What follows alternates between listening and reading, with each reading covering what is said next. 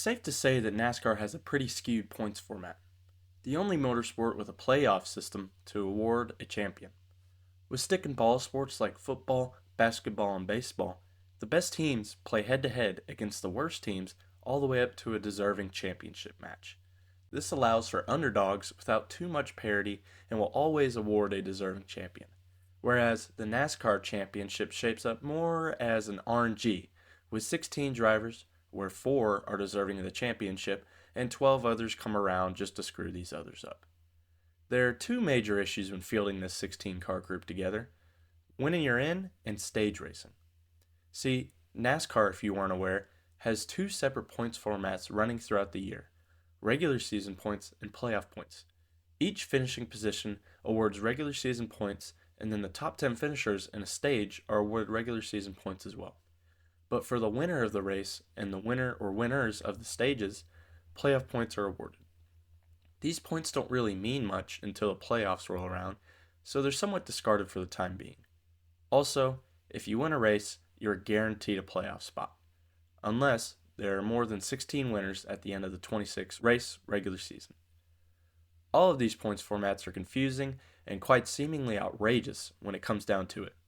The points system hasn't seen the best driver in the season win a championship since Kyle Larson in 2021. This dissension into points madness has made NASCAR more of a WWE type entertainment series rather than a true motorsport. Today, I'm going to discuss a new points format for NASCAR that I have created and other ways to bring back its true competitive spirit and recreate its popularity among the world as a motorsport.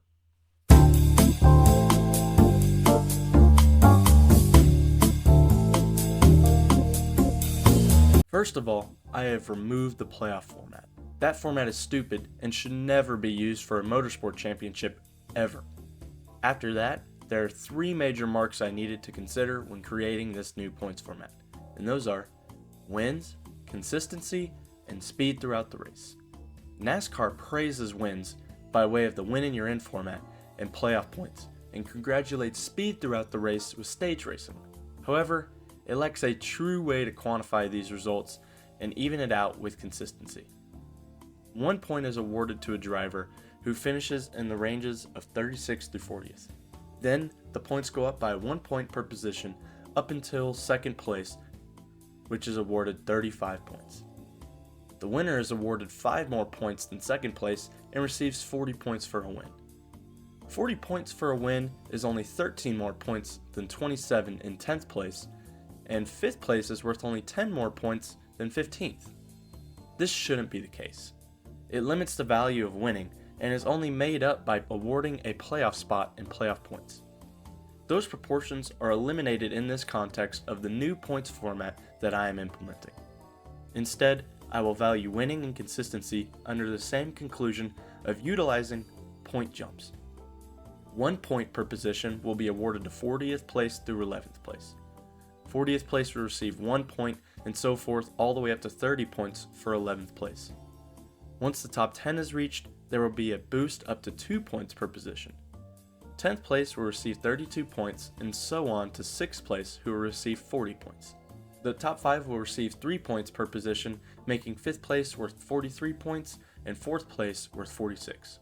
Finally, the top 3 finishers will receive 5 point bonuses: 51 points to 3rd place, 56 points to 2nd place, and 61 points to 1st place. This will greatly reward winning while also placing emphasis on consistency. 1st to 10th will be a 29 point gap instead of the usual 13 point gap, and 5th to 15th will be a 17 point gap instead of the usual 10. Without any additional bonus points, 1st place scores at least double the points as 11th place, whereas a current point format winner will double their winnings at 17th place. This eliminates both issues of emphasizing winning above all else and also congratulates consistency, since the disparity between finishing position and points awarded is so high. In order to reward speed throughout the race, I have implemented points awards that have been used previously in NASCAR and created new points as well. First, I have brought back points for leading a lap and points for leading multiple laps. 1 point for leading a lap and 5 points added to that for leading the most laps in a race. 1 point will also be awarded for the fastest lap. This will put into greater perspective who is running up front during the race and grant them a proper earning from it. Far too often do you see drivers dominate a full race only to get snubbed at the end due to unfortunate circumstances. Recent drivers that can be posted for this claim are Martin Truex Jr. and William Byron. I have also added points for qualifying. This may seem controversial, but I think it is necessary to add more importance to Saturday. It encourages more work from the engineers and a greater addition to overall teamwork. Under this new format, 5 points will be awarded to the pole winner, 2 points will be awarded to the second place qualifier, and 1 point to the third place qualifier. I think this well represents winning and consistency through the race also, as obviously this is the position you start the race in, as well as the opinion of viewing the pole runner as a winner themselves. After constructing these points together, you see there are cornerstones for winning and consistency at all points during the race, beginning, middle, and end. With a total tally, the max points scored from a race is now 73 instead of 61. 61 max points in the current Cup format is actually less than the minimum of 62 points awarded to the winner in this format when including the laps led. There are now 12 bonus points to be scored during a race, that being pole winner, laps led, most laps led, and fastest lap. With bonus points included, a race winner could double their points at 8th place with this format. Comparatively, a winner in the current points format could theoretically double their points at 6th place. This is highly unlikely, however, as there are 21 different achievement positions and 111 points to be handed out as bonus in the race with the current points format, whilst there are 15 total points and 6 achievement positions in the proposed points format. This means, in practicality, that the points disparity in the proposed points format is higher than the disparity in the current points format. In practice, only second and third place could score more points than a winner when bonus points are added to the proposed points format, whereas a 17th place finisher in the current points format could sweep the stages, win fastest lap, and score more points than a winner. Now that I've referenced all the points to you all, I want to show it in practice.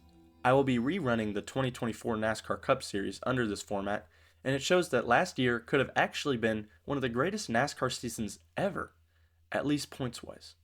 Of course, we all know Joey Logano had a crazy playoff run to win the championship, but in this format, he doesn't even finish in the top 10 in points. He actually finishes 67 points off in 11th place. Under this points format, he would have been 16th in points after the usual 26 races for the regular season, and then had that great run, winning 3 of the last 10 races. After the first 26 races of the season, Tyler Reddick would still have been the regular season champion. He would see himself a full points race ahead of Kyle Larson, 74 points behind in second place. Chase Elliott, Christopher Bell, and William Byron would round out the top 5. Drivers 2 or more races behind would start with Brad Keselowski in 6th, showing everyone else having a lot of work to make if they still wanted a chance at the chip. Tyler Reddick would only see this lead for so long as it would reach its peak at 97 points ahead of second place after the 27th race. Then would start the steady decline. In 8 races, all the way to race 35, Tyler Reddick would watch his comfy points cushion flip on him as he would find himself in 3rd place, 51 points behind Christopher Bell, the new points leader. Even more surprising than that is that Christopher Bell hadn't really sniffed the championship lead during the entire season. Typically, he was sitting a full race or 2 behind the leader, but still swimming around the top 10.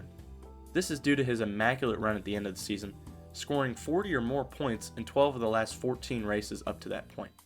That's the equivalent of scoring 5th place or higher in all of these races. He was able to bring in a lot of these points by winning the most poles or leading the most laps in a race and winning the most led laps award. Even more impressive than this comeback is that there are 5 drivers still with the chance to win the championship race, one more than the number of drivers eligible to win in the playoffs format. And the craziest part of all that, Kyle Larson is only 7 points behind him.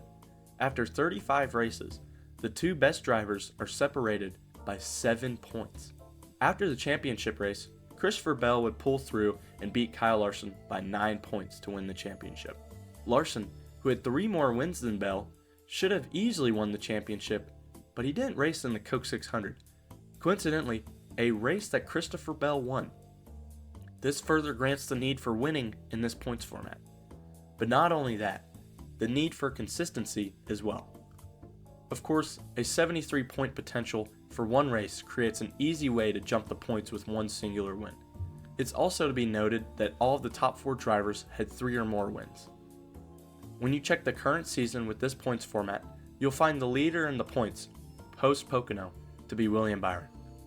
4 drivers are within 1 race of the leading position and also within 47 points of each other. To put this into perspective, only 2 drivers are within 1 race of each other at the top of the points in the real NASCAR point system, and they're split by 54 points. With the addition of this new system, of course it would be bound to change the way drivers race, and how the season flows. The last 5 races before the end of the regular season, races 23 through 26, would probably see less heroics like we witnessed last year. Drivers would never need to stay out for stage points, as their strategy would be centered around being in the lead at the end of the race, instead of pushing for the checkpoints. The last 10 races wouldn't see drivers cruise around after a win like you see within a playoff round. But overall, the drivers would still push for wins, and it would probably be in a more respectful manner where instances like Austin Dillon at Richmond would be all but eliminated. This points format, in my opinion, would push NASCAR back into the motorsport scene as a legitimate sport while still pushing its identity across as winner takes all. Thank you for watching this video. If you liked it, please subscribe or follow. I'll be posting this on YouTube, and I'll try to figure out how to post it on TikTok. Both platforms have the same name, @The Wheatley Podcast. Thank you.